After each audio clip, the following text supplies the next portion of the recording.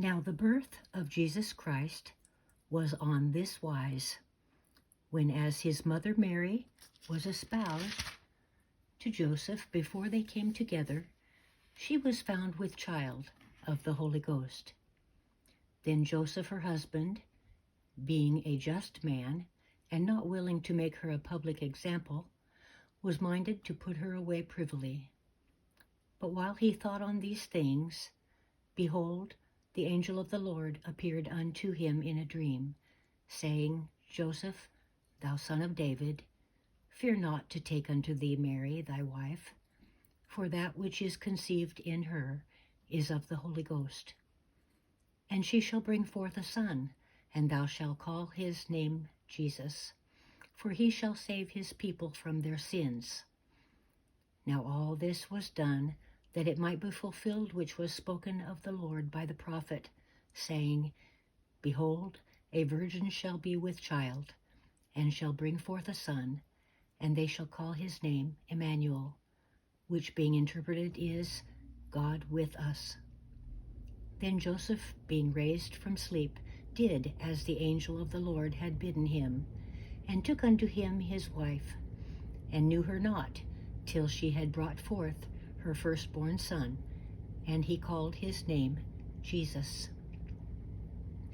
Now when Jesus was born in Bethlehem of Judea, in the days of Herod the king, behold, there came wise men from the east to Jerusalem, saying, Where is he that is born King of the Jews? For we have seen his star in the east, and are come to worship him. When Herod the king had heard these things, he was troubled, and all Jerusalem with him. And when he had gathered all the chief priests and scribes of the people together, he demanded of them where the Christ should be born.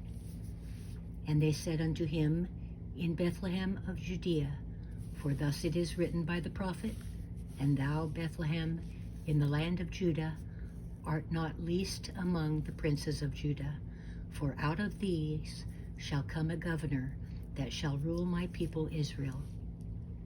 Then Herod, when he had privily called the wise men, inquired of them diligently what time the star appeared.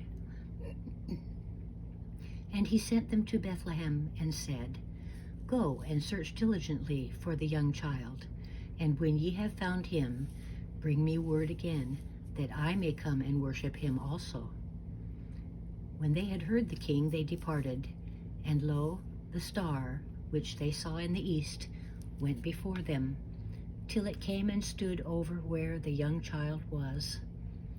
When they saw the star, they rejoiced with exceeding great joy. And when they were come into the house, they saw the young child with Mary, his mother, and fell down and worshipped him.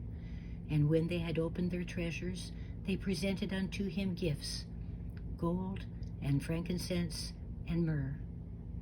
And being warned of God in a dream that they should not return to Herod, they departed into their own country another way. And when they were departed, behold, the angel of the Lord appeared to Joseph in a dream, saying, Arise, and take the young child and his mother, and flee into Egypt, and be thou there until I bring thee word, for Herod will seek the young child to destroy him. When he arose, he took the young child and his mother by night, and departed into Egypt,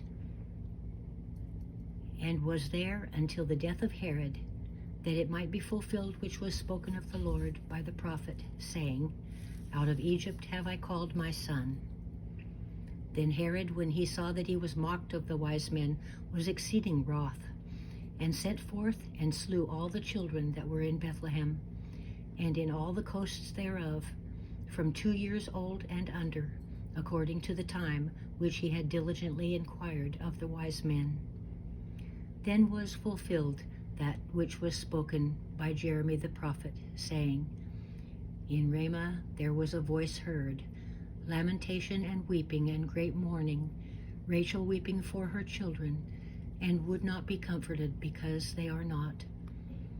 But when Herod was dead, behold, an angel of the Lord appeareth in a dream to Joseph in Egypt, saying, Arise, and take the young child and his mother, and go into the land of Israel, for they are dead which sought the young child's life.